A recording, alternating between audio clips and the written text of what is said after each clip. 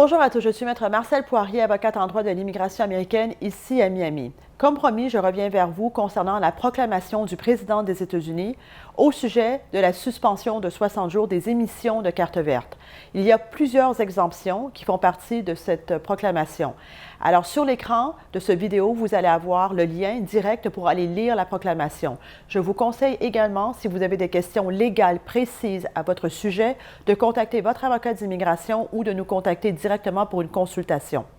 Alors, les exemptions, je vais en nommer quelques-unes. Pour tous ceux qui sont aux États-Unis physiquement, à l'heure de cette proclamation, vous ne faites pas partie de la suspension. Pour les gens qui font partie du programme EB5, non plus, vous ne faites pas partie de cette suspension. Alors, les gens qui sont les époux-épouses des Américains ou les enfants de moins de 21 ans sont aussi exempts de la suspension de 60 jours. Les gens qui détiennent un permis de voyage valide à l'heure d'aujourd'hui, parce que l'ordre va être valide aujourd'hui, ou qui sera valide dans les prochains jours, vous ne faites pas partie de la suspension. Maintenant, je veux dire un mot par rapport au permis de voyage. Ceux qui détiennent un permis de voyage en attendant leur carte verte, je ne vous conseille pas de voyager, de sortir des États-Unis, parce que n'oubliez pas que votre retour aux États-Unis est toujours à la discrétion du CBP. Alors, ils ont le droit de vous dire non, vous ne pouvez pas rentrer aux États-Unis. Soyez prudents, si ce n'est pas vraiment une urgence de voyager, attendez que les choses se calment un peu, attendez que cette période soit terminée pour recommencer à voyager. Le président des États-Unis a gardé une clause de termination. Alors, cette suspension doit être de 60 jours, mais peut être réduite ou prolongée. Alors, ça fait partie aussi de l'ordre qui a été rédigé hier.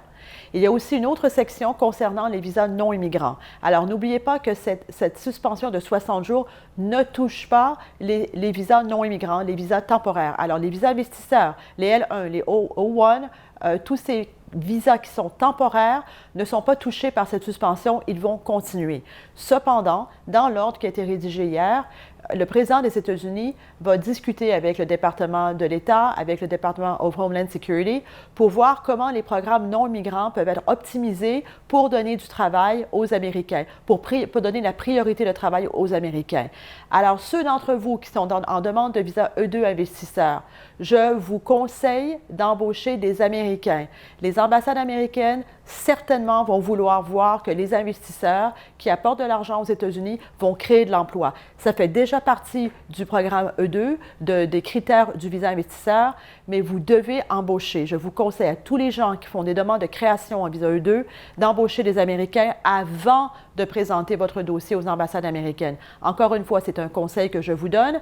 Chaque personne est différente, chaque dossier est différent, mais avec 22 millions de personnes, d'Américains qui sont au chômage aujourd'hui, les gens qui investissent aux États-Unis devront créer de l'emploi direct ou indirect, mais ça va être très, très important d'incorporer ça à votre dossier.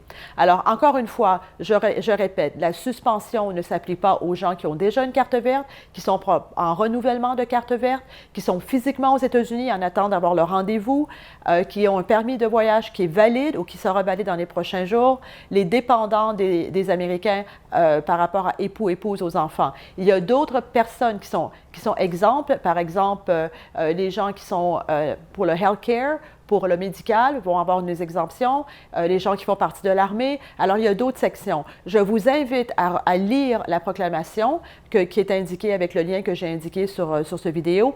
Et si vous avez des questions précises sur votre propre dossier, contactez un avocat d'immigration. Posez les bonnes questions et surtout, soyez prudents. Merci à tous.